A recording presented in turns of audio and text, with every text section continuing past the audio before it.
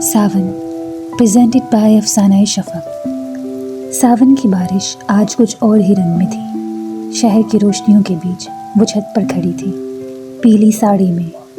बारिश की बूंदें उसके हर लम्स को छू रही थीं। बाल भीगकर कंधों से नीचे गिरते इसके चेहरे को और हसीन बना रहे थे। वो आहिस्ता से हाथ फैलाकर बारिश को महसूस कर रही थी, जैसे हर बूंद में कोई दुआ छिपी हो या शायद कोई याद। सामने वो खड़ा था, गीले बाल, भीगी शर्ट और आंखों में वही पुरानी चाहत जो कभी ख़त्म न हुई थी। याद है पिछले सावन में तुमने कहा था, मोहब्बत बारिश जैसी होती है, जितनी भीगे उतना गहरा रंग छोड़ती है। उसने धीरे से कहा।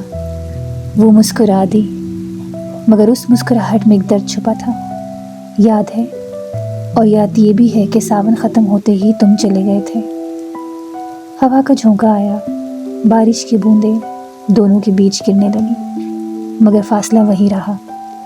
वो एक कदम आगे बढ़ा और उसका हाथ थाम लिया। शायद मैं गया था, लेकिन दिल कभी नहीं गया। तुम आज भी मेरी हर दुआ में हो, हर सावन में हो। वो खामोश रही, मगर आंखों में चमक आ गई, जैसे दिल ने बरसों बाद पहली बार सुख का सांस लिया हो। बारिश तेज़ हो गई, वो दोनों एक दूसरे के करीब आ गए। साड़ी की भीगी हुई खुशबू, बारिश की ठंडी हवा और दिल की धड़कनें एक साथ चलने लगी।